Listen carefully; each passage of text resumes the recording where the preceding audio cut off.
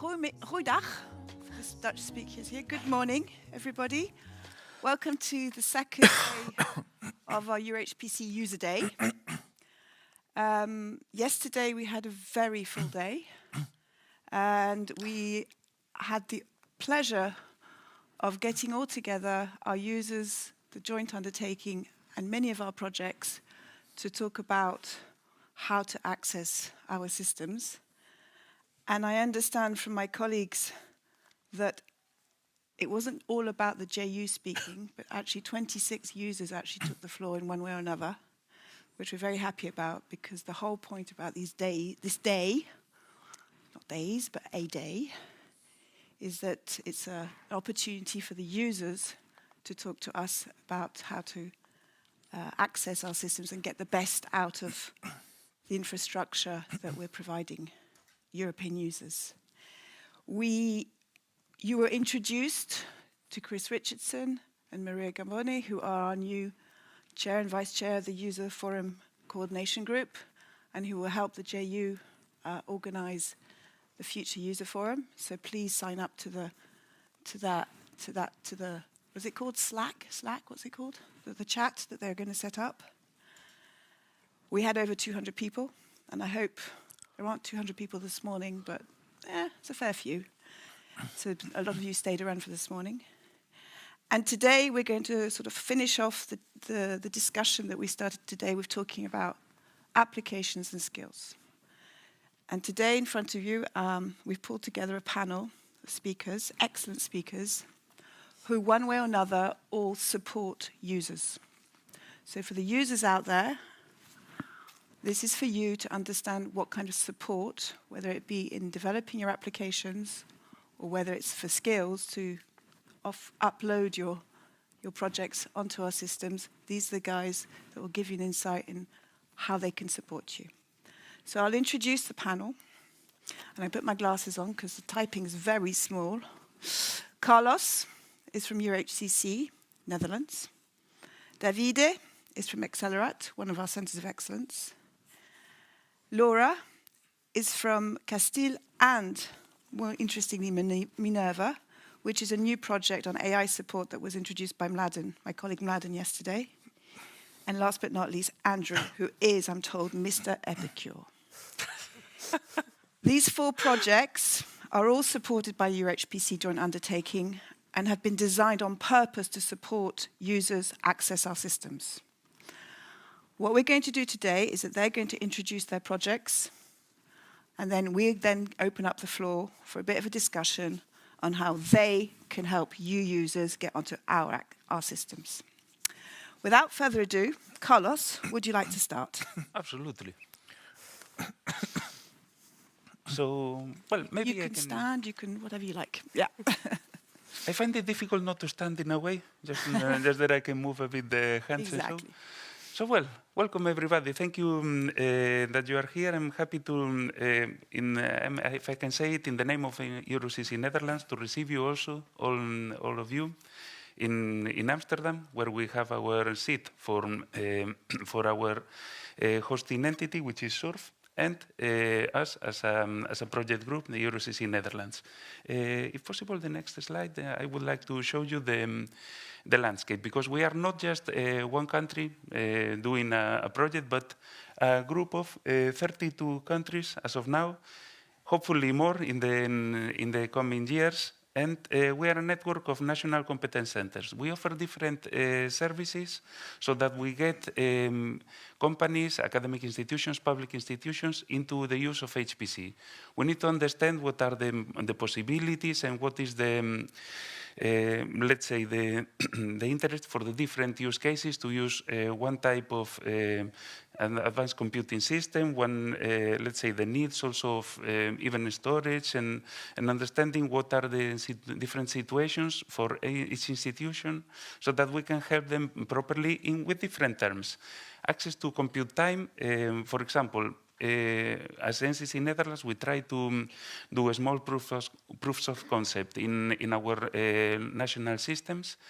But thank you. We can also do for larger tests in the EuroHPC systems. Of course, that's important. And for maybe smaller tests, we also keep in touch with let's say different providers or smaller centers in the Netherlands, for example, the tier 2 centers, so that we can do a multi-tier computing. And well, passing a bit the type of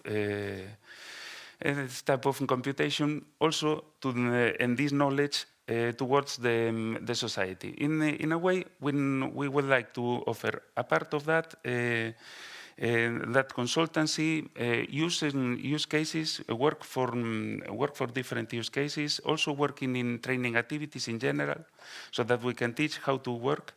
And most of all, having a good integration with the landscape of the Netherlands, so that the pre-existing HPC landscape can be integrated also with this European-wide approach. Also, just offering a quick view of our, so to say, customer journey. We would like to have a, let's say, a way of taking the different use cases towards a journey, so be able to deliver the help in different ways. So, for example, starting from a pre-assessment, we will check, is this suitable for HPC? Is this suitable for a different approach? Could we do something different? We will start that then with a proof of concept, defining what is the work to be done, having onboarding meetings, offering training possibilities, and pitching the different projects also in the network to be able to deliver this time, or well, this support. In the end, there will be also some community onboarding and, well, keeping engaged. But this is essentially what we like to offer, a gateway to HPC and advanced computing in each of our countries, in this case, in the Netherlands. And that's all for my side. Sorry for being over time, but that's it. Thank you. Thank you very much, Yep. Carlos. That's excellent. They were asked to keep it short, so thank you. I appreciate it. Davide, over to you. Thank you. Thank you all. Thank you for having me. My name is Davide Padetti. Sorry, Carlos, I'll just put here in front. So I'm Davide Padetti, technical manager from Accelerate project. So I will try to be very short here and present what are the application support for Accelerate consortium. So what we are trying to do in the project is to offer a vast knowledge and expertise services for specific industrial sectors like aeronautics, automotive, manufacturing, and energy. The goal, as most, or if not all, the COEs is to help the community to advance in the exascale technology, but also to create a single entry point for our services. Services for all for the HPC engineering community that are tackled to our stakeholders. And with stakeholders, I mean industrial, scientific users, engineering experts, also HPC providers, and so on. So how we did that, how we do that, basically we start to identify some important, or what we think are the key application for our 7 use cases. As I said, in a specific engineering domain. Then we provide tools that we thought are the most, let's say, helpful for the community of the HPC engineering. Of course, we define the best practices and guidelines so that can help developing and running the application specifically on the EuroHPC systems. We give also, we try to be engaged, so we try to enlarge the Accelerate community by collaborating with other COEs, by enlarging the community of the HPC users. And also we define a structured training offer, which is complementary and in synergy with the ones developed by the NCC network. So here I want to present very shortly which is our service portal. which was actually redesigned, giving a more, let's say, application usability in mind. So as you can see here, you can navigate through many sectors, and you can find the ones that are more that tackling your needs. We go through the use cases, application software, to the tools. We also have a section which connect basically the software application which are developed and deployed for specific HPC machines. We also try to update regularly our past and upcoming documentation materials, so giving like a comprehensive overview of our work, so in terms of publication, white papers, blog posts, and also the training section is also training sections also include workshop and webinars, is also regular update. There is also one of the categories is about use cases. Use cases, the one that are developed inside the project, but also it's not showing this short video because this was basically launched in the last days and the last weeks. There is also a use case onboarding possibility, so you can send an inquiry through the web, through the service portal, and you can basically be examined by the pool of experts, and then you can basically involved as a new onboard use case. So just this I give very briefly overview. We also have a working session later, so if you have more question or something more specific, I can answer your remarks, your question. Thank you. Thank you very much. Thank you very much, Davide. Laura. Okay. Good morning, everybody. Okay, so I'm Laura Morselli. I work at the supercomputing department of Cineca, which is currently hosting the pre-exascale system Leonardo. And just a bit about myself, I was involved previously in the first phase of EuroCC and Castile in EuroCC Italy, in the Fortissimo FF4 EuroHPC projects and new apps for data. And currently I'm involved in activities like Fortissimo Plus, which is the successor of FF4, and also in AI Boost, who developed the large AI challenges that selected 4 SMEs, 2 to run on Lumi and 2 to run on Leonardo for training large language models on European languages. And we have also, well, yesterday we had one of the winners in the room. I don't know if they're here also today on Bubble. But today I'm here to present you Minerva. We heard yesterday from Laden, which is the project that won the evaluation. It's currently in the grant agreement phase, so we're hoping to start very soon. And is the European Support Center for Scalable AI Research and Deployment. This project has a very important aim to bridge the gap between the AI community, the AI European community made of startups, SMEs, public administration, also large industries and research centers, universities, with the HPC community. And we heard also yesterday that there is a gap. We acknowledge that gap. It's not difficult to take an AI workflow and just port it on the HPC and actually use the HPC system in a way that is optimized. So the project really aims at bridging this gap through different levels of specialized support. We see level 1, for example, for porting application and workflows to HPC infrastructure. Level 2 on the use and mastery of AI libraries on HPC architecture. Level 3 support for the pre-training of open, large-scale and foundation models. And level 3 for the specialization. So all the world of fine-tuning, also of setting up services that are retrieval augmented generation based. We will also support guidance. We will also give support and guidance on regulation, on ethical and responsible AI, which is becoming more and more important. And we will deliver specialized trainings, advanced trainings on really how to exploit the HPC infrastructure, the underlying resources to train these large-scale models. We will also produce best practice guides on artificial intelligence on HPC, catalogs of models and data sets, and benchmarks.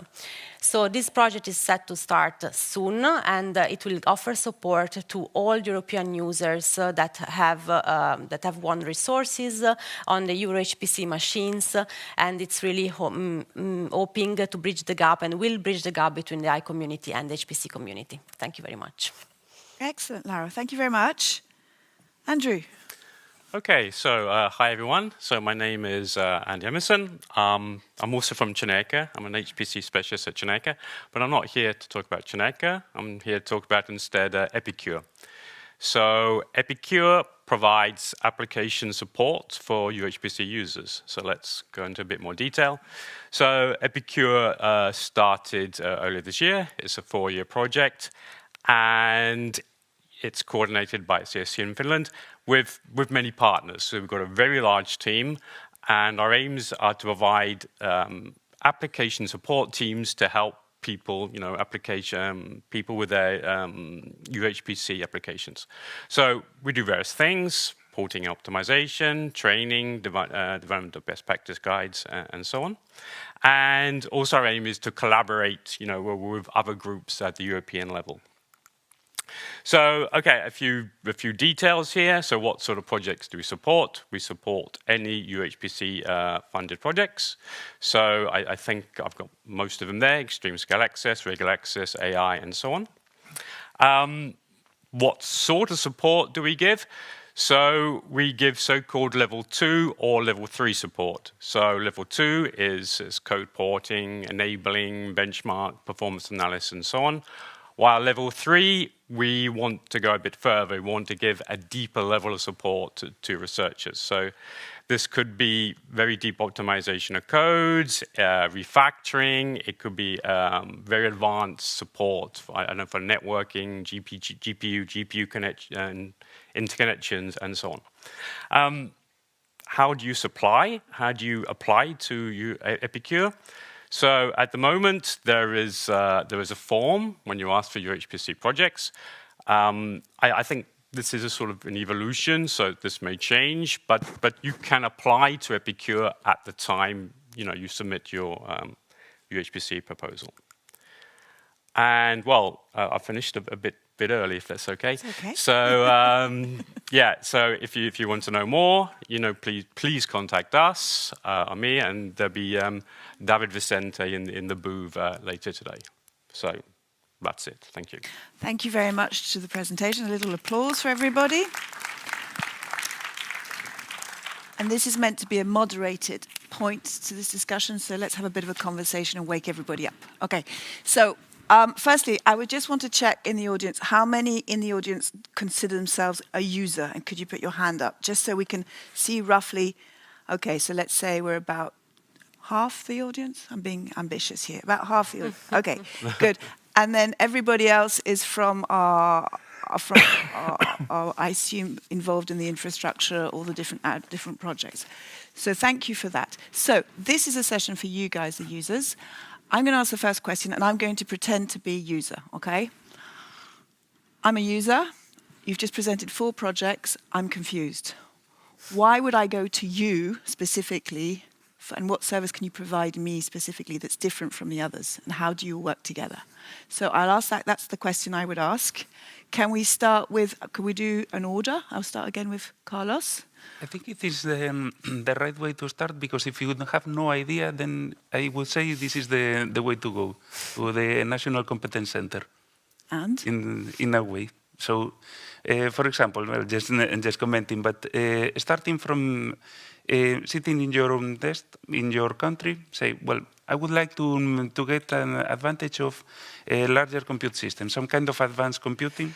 I have a laptop in front of me that is not enough. Okay, what to do? The National Competence Centers with the EuroHPC project would be like a first entry point to these larger compute possibilities. We need to just evaluate a bit what is the type of workflow that you need to work on, what are the possibilities, what is the ambition. And it doesn't matter if it is even academic or SME, big industry or public administration.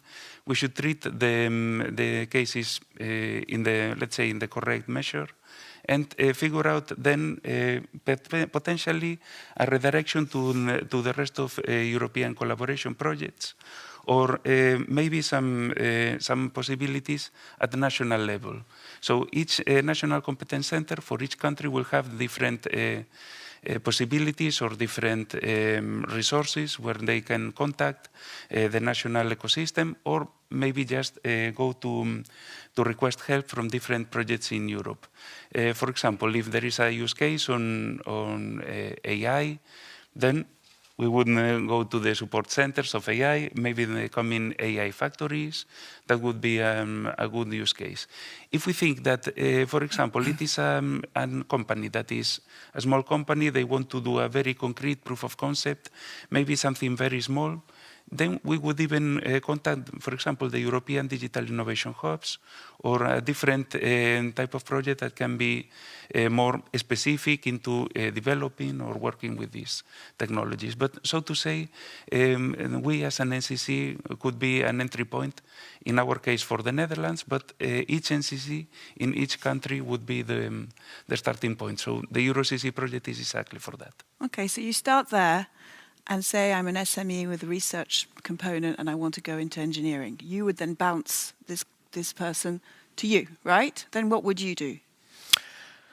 We'll try to analyze the problems or the needs or the request. Okay, specifying that it doesn't have to be in this way, so the request can also come as a presented through our service portal. But in this case, coming from wherever direction, so we will try to support them to analyze, as I said, which are, if this request is in terms of a service, so like a dedicated service, or more like the application of a specific tools that I show very briefly in my presentation. If this goes even to more and this possibility of future, let's say, yes, possibility to be on board, no? Because we also would like to give some kind of continuity to our work and to enlarge our pool of knowledge and expertise. Yeah, so we will analyze this. We also, for example, as I said, for the use case onboarding, we will have set up a step-by-step procedure where we'll define which are the best internal expertise that can tackle the specific needs. If there is needs for deploy or to optimize something for specific EuroHPC machines, we can help with that because we have expertise in that. We were working already a few years. Some of our partners are also connected or inside let's say, to the hosting, some hosting entities like Barcelona Supercomputer or Leonardo. Yeah, so that's basically what I would say this is our first attempt to help SMEs, but not only SMEs, so the stakeholders are quite varied. And Laura, I guess if I wanted to try a little bit of AI, do I go to you? And if so, will I go to you in the future? So, we're not there yet. I think that we need to acknowledge the fact that there are many different users type and different user journeys. So I think that all these projects have to really work together and synergize so that we are able to catch all these user journeys, that at the end they get the support they need in a way or the other. So I think that I agree with both of them. So a good starting point for some users would be the National Competence Center that will be aware of all the other initiatives around at the national, regional, national, European level, and will be able to address that user to the specific support they need. Others might go directly to the COE through the service portal. In our case, I think that we really focus on large-scale AI models. So that would be our specificity in that case. So we are looking for supporting users that need to run on multiple GPUs, on multiple nodes, where the communication between the GPUs become very tricky. Sometimes we are talking about even scaling up to more than thousands of GPUs. There are problems sometimes. I mean, there are scalability issues. The software stack becomes very important. So that would be the specific need that we address. Some of these users will come directly through EuroHPC, through the access calls, some from the national competence centers that we really want to work with, and some from other ways. But that's the specificity of our support. Okay, so I'm getting a few themes here, but we'll touch into them a bit in detail. Andrew, at what point does a user get to talk to Epicure? So, I mean, our job is to support users who have EuroHPC projects. Okay. I mean, obviously they can come to us first and ask for information, ask for the support that we provide. But yeah, no, we need for them to have applied successfully to HPC project, and then we can provide, really help them have the support they need. Okay, so you're actually, once they've applied, they've approved. Yes, I mean, clearly, if they come to ask us for support, for ask for information, yeah, we're always available, of course. But we don't actually start, doing things until they have the EuroHPC application successfully accepted. So yesterday we had a really good presentation from our ARC colleagues about the do's and don'ts of applying for a EuroHPC project. How much of that do you take into account when you're talking to your potential users when they come to see you? Are these areas that they ask for advice for? And if so, how do you No, absolutely, because I'm also a reviewer of EuroHPC projects. Yeah. And yeah, I mean, a lot of things that was said yesterday, about how to write a good EuroHPC application and how to justify what you're doing. So much, in fact, that, at Chineka and other places, we give courses and we actually provide some slides on some best practice on how to apply for EuroHPC resources. Even small things like the budget has to be, the figures in a table have to sum up. It sounds very stupid, but it's okay. Writing these applications can take a while, but you ask for a total number of core hours or GPU hours, and you have it in a table, and the figures don't add up, and so on. So, so there are a lot of things to look out for, and various other things as well. Sometimes you see applications and you don't even know what application they want to use, and so on. So, there's other things, of course. Particularly in AI, we see people asking for lots of disk space, hundreds and hundreds of terabytes of disk space. In one case, also a petabyte of disk space. It's not feasible to transfer a petabyte of disk space in a short time. So, there's various things like this. And, average users, they're not really quite aware of, what can be done and what can be done. So we give advice on this. So do you talk to each other? No, Yeah. yes. I see her for coffee every so often. No, but, we had recently a meeting with Castiel. Yeah. It's actually part of Epicure. It's one of our things that EuroHPC has insisted on, which is absolutely correct. That we maintain a good contact with the C of E's to make sure we're synchronized, to make sure there's no overlap, and to make sure there's a synergy between our various efforts. Yes. Yeah, I want to stress this. So it's good now that we have Epicure in this constellation of service or project, because this is something that we try to manage somehow. No, so if a user was coming to us and want to run our application on some specific machine, of course, if we have availability, disponibility on some specific machine, we will give our access basically, but it was not structured in a way that we were supposed to service or support in that. No, so we try to balance and manage this inside, so internally to our project timeline or project task, whatever. So it's good that we have this, and I think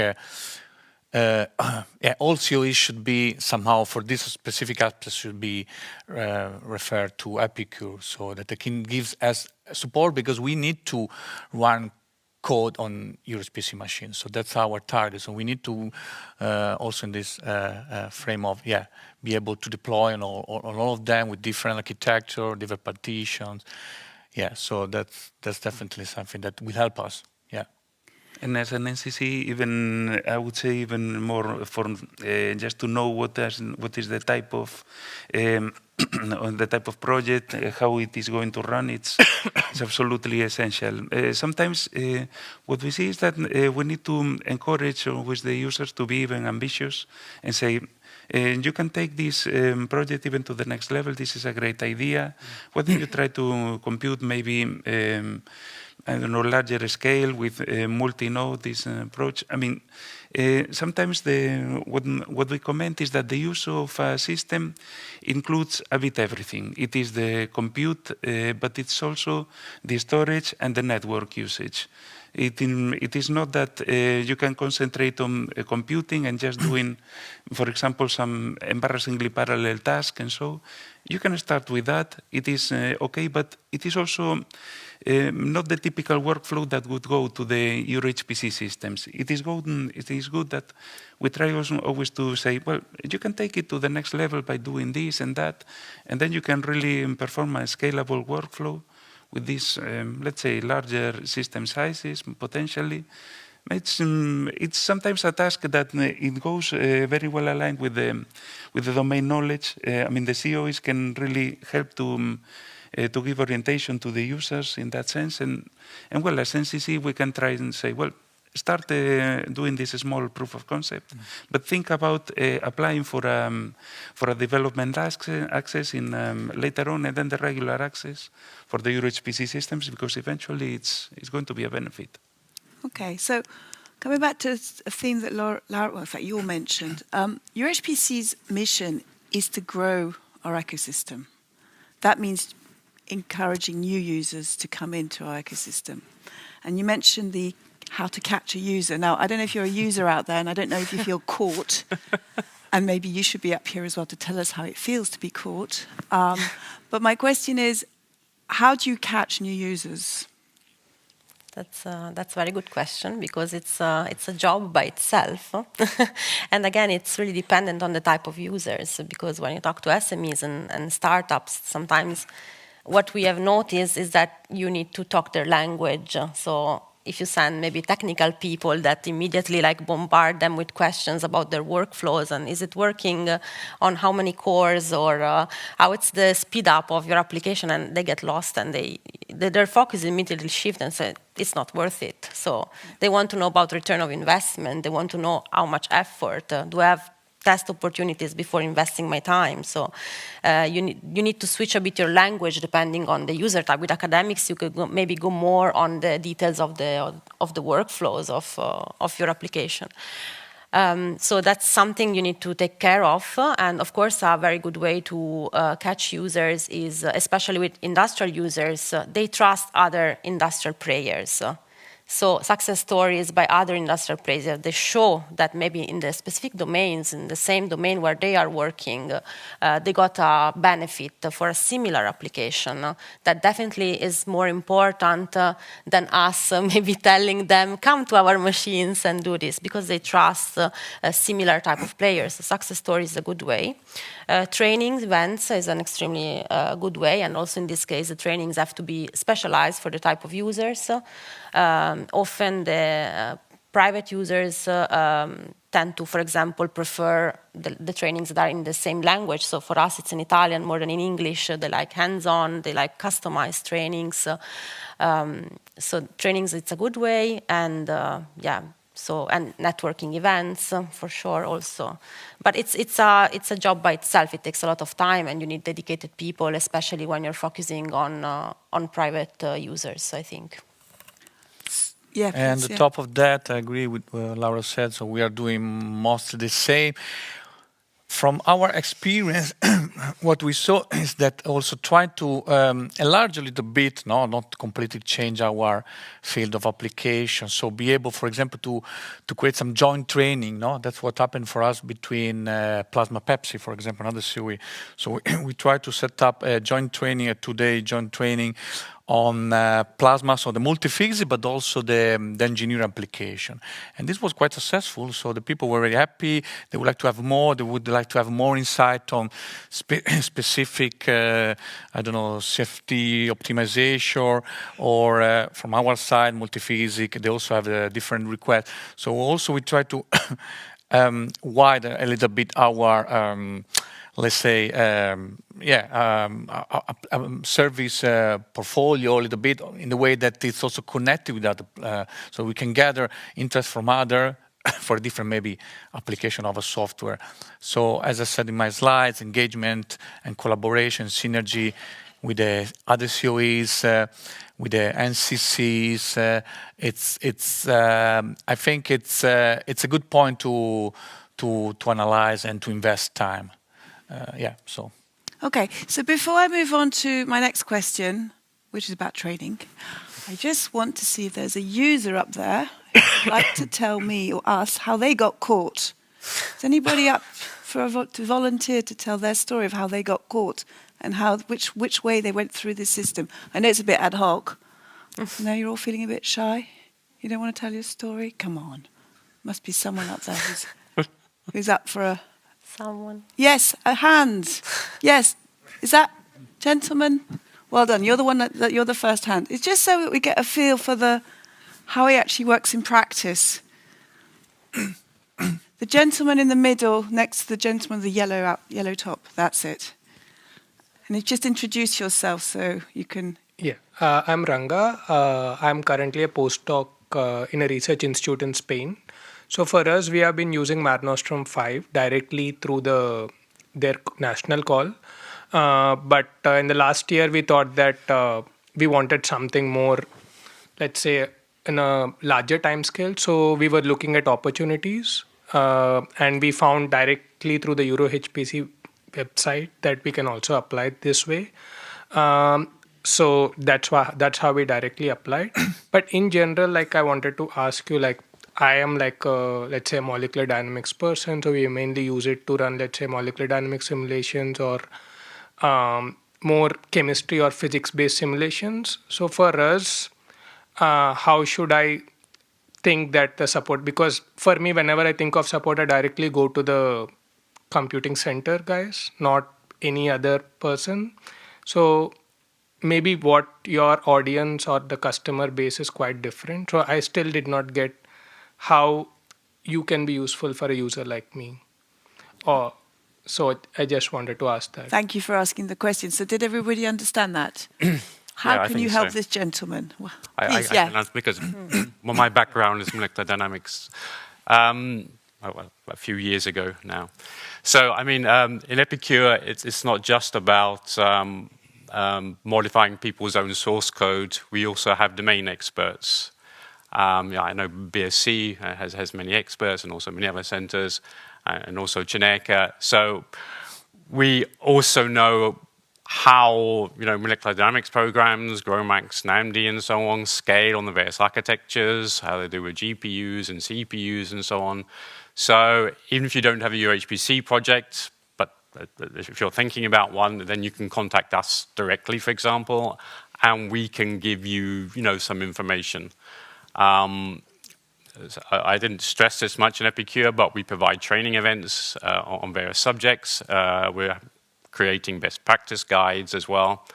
So, I mean, we can give you this sort of domain knowledge as well, so not just C Fortran or something. You can come to us as well if you want. Okay, so you can there you go. Epicure is happy to talk to you. Anybody want to add to that? No? Okay.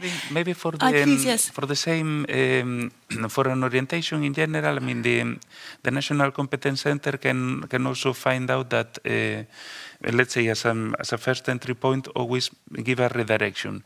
We wouldn't directly tell, okay, we can help you directly, because normally also with more academic users, this is very much focused. But we can say, okay, there is a COE, for example, maybe BioExcel or some other COE that works in simulations. That's also a center of expertise. They can give you maybe some idea, and also they usually have services to maybe optimize, implement, develop codes. Yeah, so I should have said this BioExcel was a very good. It's probably a very good place to go for molecular dynamics and sort of life science applications. Yes. Yeah. Thank you. I saw another user hand go up. Could we have a lady, please? No? Sorry, I have to do this once in a while. There was? No? Can I throw it? Yeah, go on. You're not a lady, but... Oh, no. Sorry, Mladen. So this is behind you. Yeah, thank you. Thanks. Hi, sorry I'm not a lady, but... No, it's okay. We forgive you. It's all right. We tried. I'm Ilya. I work at the Translation Directorate of the European Commission. Ah, you're a colleague. Hello. Hello. And we do continued pre-training of LLMs, and we apply for EuroHPC resources relatively, or now already 3 times we applied for it, successfully, luckily. And through the EuroHPC websites, we also found out about Epicure. So about half a year ago, we also applied for Epicure support. It was relatively easy, and since then we've been working with the engineers from Epicure. It's been a very good experience so far. Epicure was very helpful. So application process was relatively easy, and that's my feedback. Thank you. That's much appreciated. Great. And well done, Epicure. Good job. Okay, so thank you for those 2 insights into a user experience. And by the way, we'd like to hear more from you. So please, if you'd feel a bit shy now, don't worry. Come and talk to us, because we do like to get the feedback. And I'm looking at our team, the peer review team sitting over there, and I know they'd like to hear all about it. Training. Let's talk about training a little bit.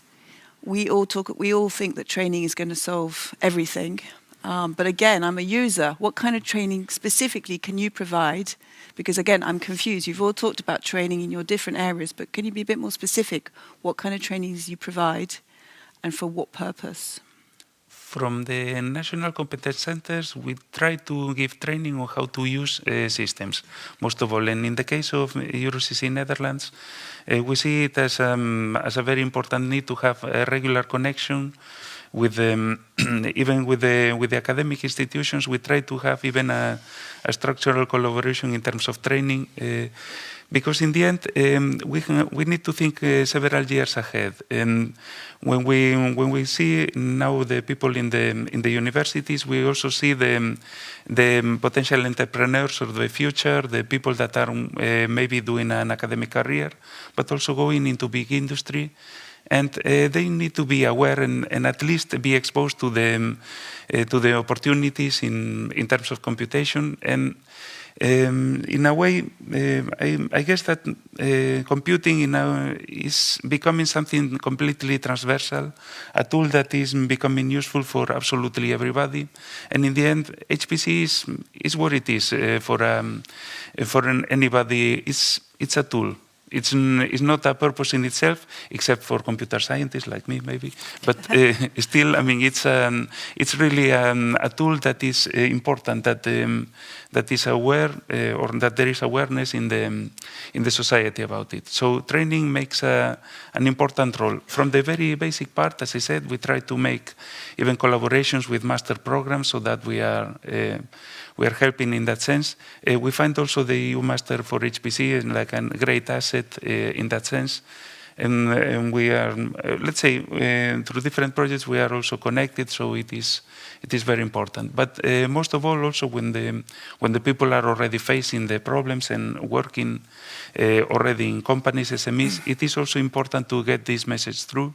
So we have these focus areas. We definitely try to give training to industry, how to work with systems, how to give, let's say, a best practice, how to work with HPC on AI workflows, for example, or other tasks. But most of all, doing this pedagogy so that it permeates at all levels in the society, in a way.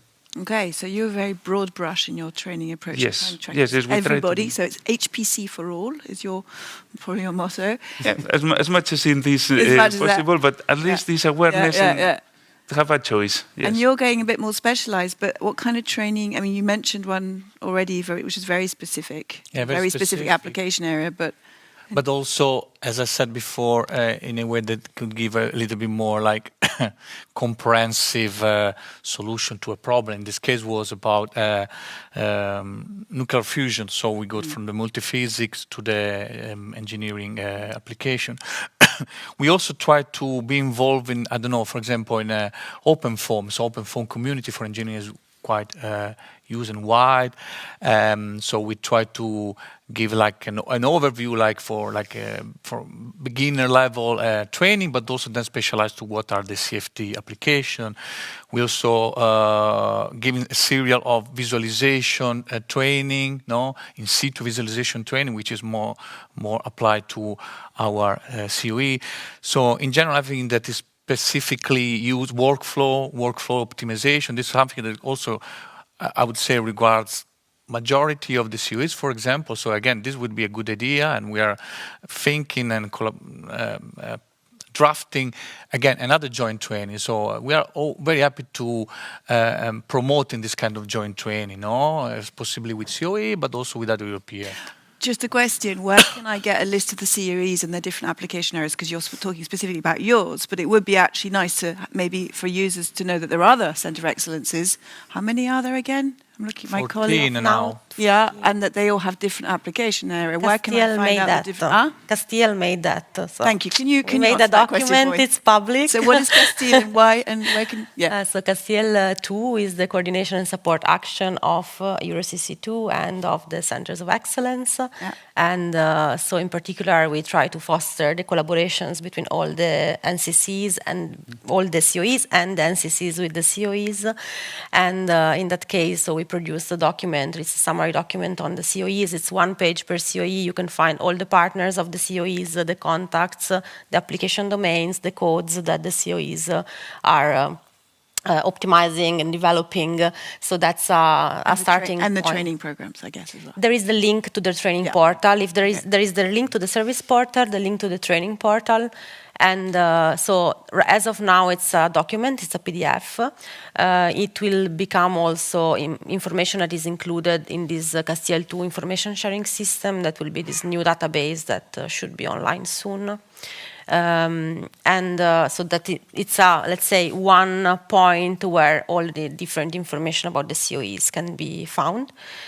And about the training, I wanted to add that, so in addition to training to the users, that is very important also to onboard them. One challenge that we are facing, I think, at the level of also like hosting entities, and especially with artificial intelligence, is staying up to date with a scenario that is evolving incredibly fast. There are models coming out every day, different softwares coming out every day, the benchmarks. So it's extremely difficult for us to stay up to date. And therefore, we think that train the trainers program are very important, and also to enable then, for example, the NCCs to provide training and that information, to disseminate that information to the end users. So this is something that we are currently doing. For example, with Castile 2, we are organizing a train the trainer for the NCCs, which is titled the Multi-GPU Artificial Intelligence, and it's supposed to happen in the second week of December. Okay. And train the trainers is also one of the focus of the Minerva project, will be one of the focus of the Minerva project, so that more people are enabled to then train the end users with information that is up to date, advanced information on which is now maybe difficult to find. We find a lot of material on like, for example, training models, but then when it comes to scale them up or also to deploy them, it's a different topic. So I don't know if you. Yeah, absolutely. Okay. Mostly when you come in a, let's say, in a naive workflow using one GPU, everything, and how do you optimize the usage? How do you go larger scale? Yeah. Anything more to add before I open up a little bit more? Well, can I just add very quickly? So, I mean, Epicure also provides training. So we have a number of offers. So we have some webinars which are fairly regular, and we also have events such as hackathons. So where we're looking at things like GPU connections and so on. So next week, hopefully in Cineca, there's the Epicure GPU hackathon. Yeah. So we have a large number of projects from different fields, including AI, and some of these problems are really how to scale out from one GPU to multi-node to many nodes, and it's not this is not an easy step for some people. Okay, so I just need to plug another. I mean, you mentioned you touched on it, but we also have, of course, other training programs organised by the JU and funded by the JU. I'm looking at Linda over there, who's my colleague on training and skills. But of course, we have the master's program, and then coming soon we'll have the virtual training academy, and we have the 2 projects, one on traineeships and one on the portal. So if you want more information about the future upcoming projects, talk to Linda, wave, Linda? There she is. There you go.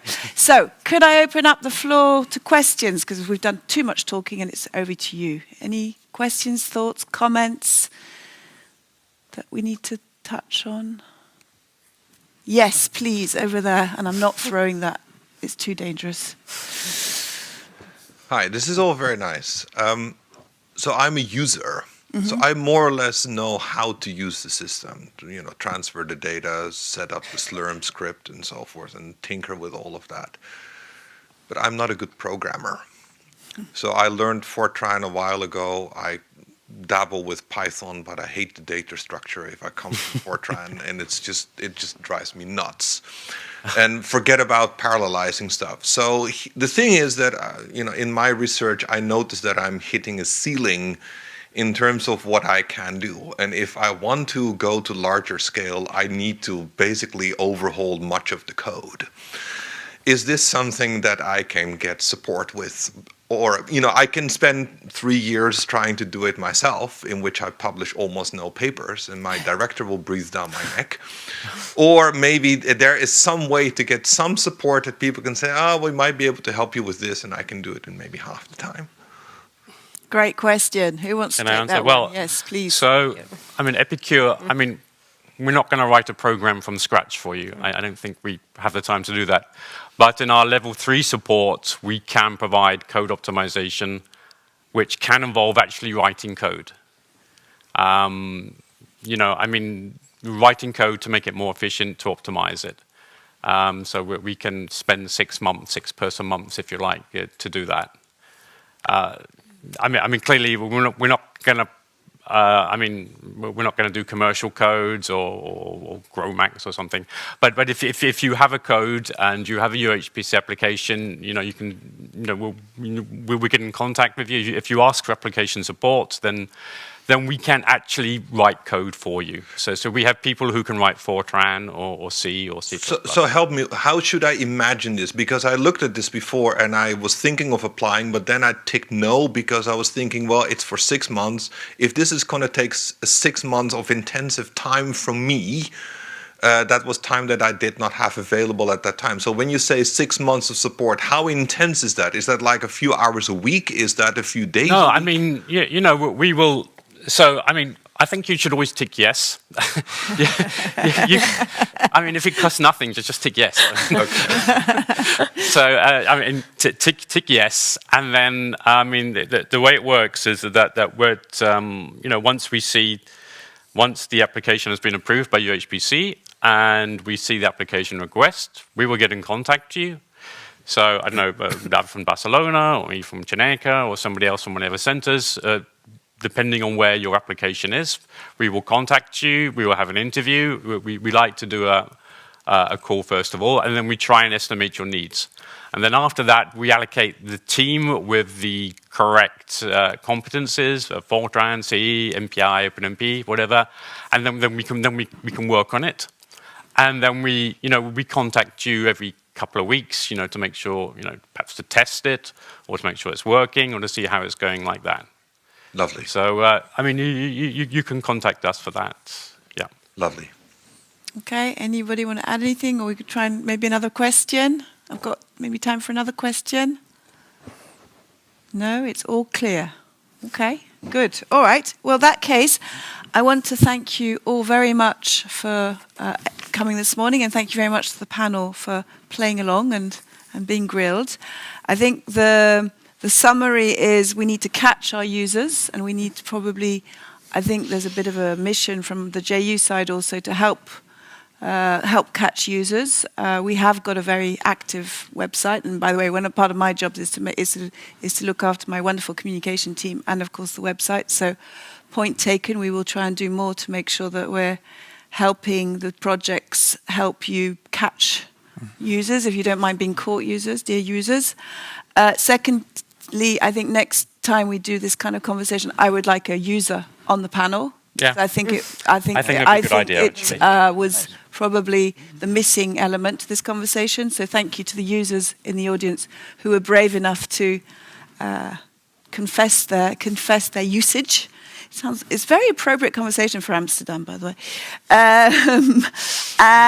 And also to assess as a user that maybe depending on what kind of use you want of the systems, you've got different types of services available. So if you're a new user, you go to the NCCs.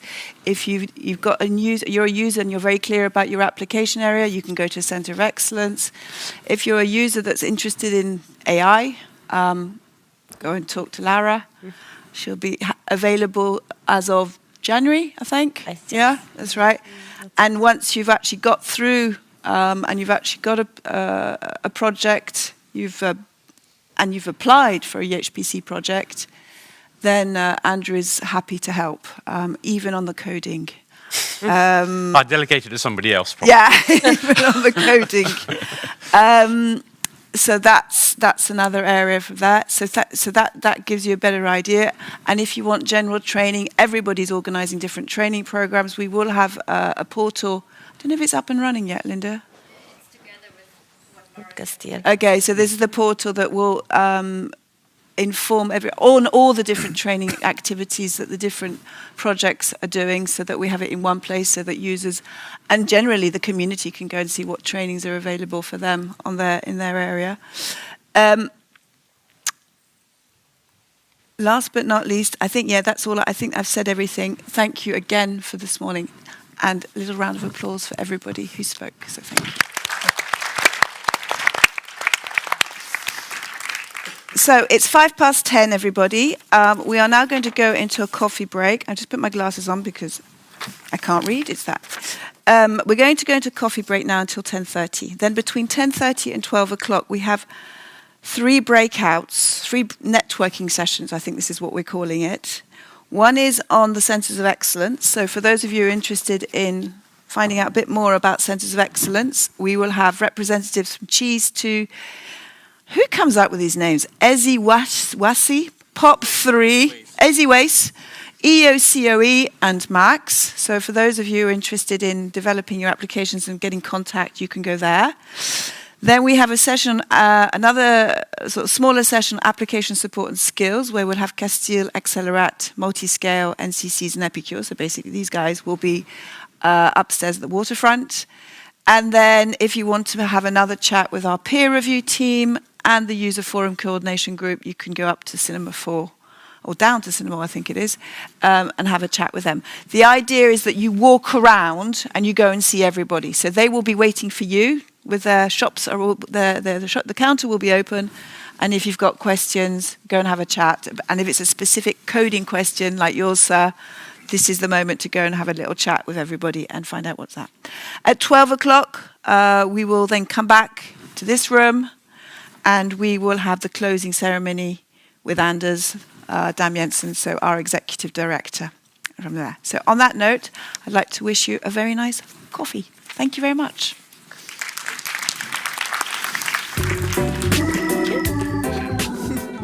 So can everyone hear me? I've been mic'd up like Madonna, and we're ready to go. Anyway, we're almost at the end. So first of all, I, for one, at least, have really enjoyed, especially the coffee breaks and talking to everyone out there. We've had a lot of good feedback, and I really appreciate that. We've also had constructive criticism, one of them being that the event needs to be longer. And so we will look into that and look to take that into consideration for next year. But more about next year a little later. Basically, what's between us and saying goodbye is that we have also decided that since this is about celebrating our users and basically your use of the EuroHPC systems, we've come up with 3 awards that we would like to present. And I'm going to stick to my script here because it's really important for me to get right, who got the award. Otherwise, it gets to be really embarrassing. More importantly, I apologize in advance if my pronunciations of your name is not completely correct. That is the interesting thing of a multicultural and multinational environment, and it's one of the nice things. So the first award that we've decided to put forward is an award for, since this is about our users, the best HPC user. This is the selection panel is our hosting entities. So the individual here was selected as, that doesn't mean the other users are not good, it just means this particular user stood out amongst the users. And one of the things that really stands out is that this particular user has used multiple systems. So really been well around on our platforms. Has used Vega, Melusina, as well as Discoverer. The panel basically is choosing the individual for the exceptional and efficient use of HPC resources across multiple EuroHPC systems, and really focusing on the fact that, especially on the GPU partitions, really optimal use of the resource that was allocated to him, and also for understanding how to, in that optimal use, how to conserve energy, the strategies around that, and then last but not least, for being very respectful in the use and also supportive of other users. And basically that award goes to Dr. Ramon Braza of Concoli Observatory, Research Center in Astronomy and Earth Science in Budapest, Hungary. And the latest project was focusing on planet formations in the solar system, and that was done on Vega. So, Ramon, if you're here.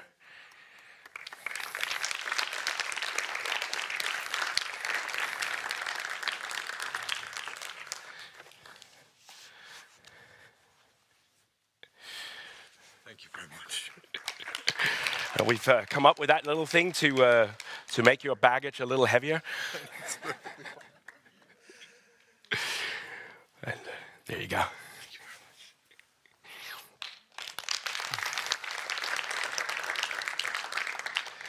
The next one, really, the next award is about the booklet, the proceedings that we've also launched together with our user day, and which I need to continue to encourage you to participate in and get your papers in.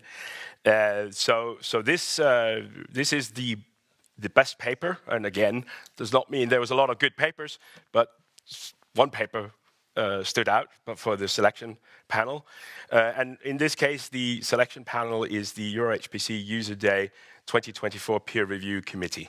So the committee that was looking at and responsible for selecting the papers that went into the 2024 Book of Proceedings.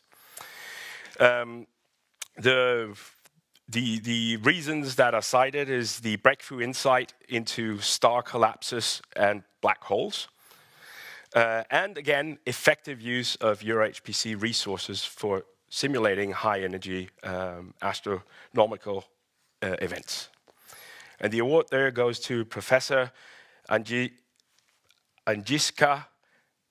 Januik, I think. Again, I apologize if of the Center of Theoretical Physics, Polish Academy of Science.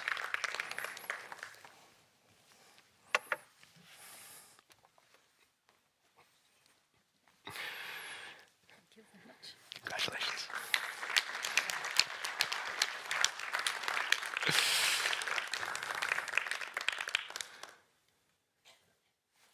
Thank you. It's an honor for me. Thank you. And then, last but not least, since it is the time of AI, it was also felt that there needed to be an award for the best AI project. In this panel, the selection panel was the user forum coordination group, which you met earlier, and the reasons for choosing this particular project, amongst, of course, many really good projects, is the potential breakthrough in developing new treatments for antibiotic-resistant infections, and the intersection in the project with machine learning, I can't even say that, microbiology, biotechnology, and bioinformatics. See, I mean, not only are in some cases, the names hard to get right, but also some of the scientific words. Anyway, the award there goes to Dr. Andrea Di Giorgino, data team lead at Fogos, Paris in France.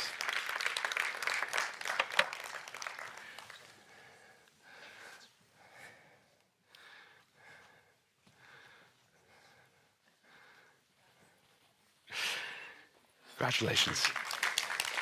There you go, to make sure that your bag is a little heavier. And then if I could invite the two others up so we just can make a group photo as well. I should have, of course, warned you in advance of that.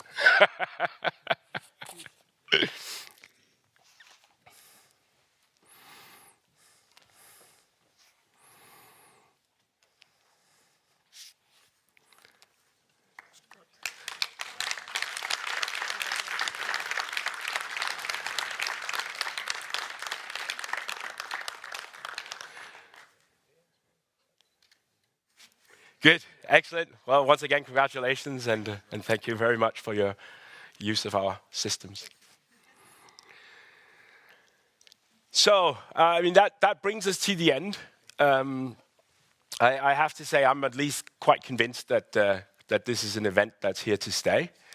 I think it's been really great to have this engagement with the users. What I've really appreciated is, whilst there's a lot of familiar faces, there's also a lot of new faces, and that's what this is all about. Is really to try and make sure that we reach out to the full community, the people who, there's a number of you that are, and I really took to heart our new chair of the user forum committee, says, I'm just a user. Well, that's great. That's exactly why we're building these machines. And we need to make sure that in all of our engagements, there are a number of individuals and organizations that we engage with on a very regular basis because of our collaboration with them. But you, the users who apply for access time, this is the forum where we really want to reach you, and we want to broaden that, that's for sure. So behind the scenes, what we've been working on, and again, let me just make sure that I one final time thank the National Competency Center here in the Netherlands, along with SURF, for having helped us when we reached out to say, look, we need to host an event. It was a little fluid exactly what we'd done the test back in the Berlaymont building in Brussels, but our exact requirements, we'll make it up as we go. They were really good sports, and I don't think we can complain about the venue that they found for us. This has been absolutely fantastic, and as I usually tell my comms team, it sets the bar for the next one. So basically, what we've also looked to do within the joint undertaking is, how do we take this forward? This is clearly something that will continue. We have the summit, as you're all aware, which is our large event that looks more into the future and what we're doing. And then we have this event. So what we've decided to do is to say, the summit, we've agreed a long time ago that follows the presidency of the European Union. So basically the event gets organized there. And as by magic, we've placed this event in the other half of the year. We've actually got an agreement for the same. So going forward, that's how we plan to do it, to basically inflict this event on the country that holds the presidency. And I'm happy to announce that Denmark has accepted that challenge and will be hosting this event. We do not have the exact date yet, but somewhere in the October-ish timeframe next year. And we also still need confirmation about exactly where in Denmark, but I'm sure it will be easy to get to. So that's where we're going next year.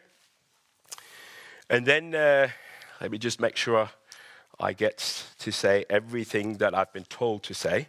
Remember, I'm a puppet that's up here, and people have written me notes on what I'm supposed to say. So no, I mean, jokes aside, I mean, this has been a fantastic event, and I do want to thank especially the communication team, but also Lilith, who's been organizing all of this on behalf of the joint undertaking. And I think we can safely say we'll repeat it. And the one thing I think it says it 3 times on my note. Remember to get people to put in their paper submissions for the next book of proceedings. So please do remember that. What we've seen is you've seen the first book. We're currently reviewing for the next book, and it's already grown.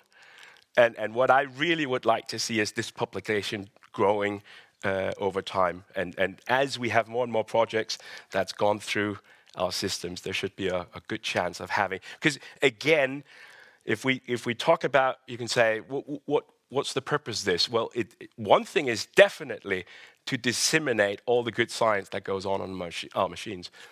But by doing that, it also makes it much easier to justify why we continue to invest. So all of this will demonstrate, you can say, all the good science that comes out of the EuroHPC systems and why this shouldn't just stop because we have currently 8 very nice machines and, of course, a few more in the pipeline already. But Europe needs to continue to invest. So with that, I want to thank you all for coming. And I know I'll see many of you before I see you in Denmark next year, but I definitely want to see you also again in Denmark next year. So thank you very much for coming, and a safe journey back.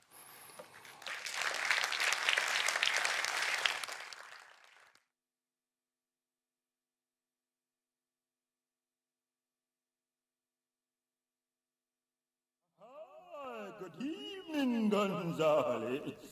So you are the little boys who come to challenge Sly and Robbie and Dove, eh? Well...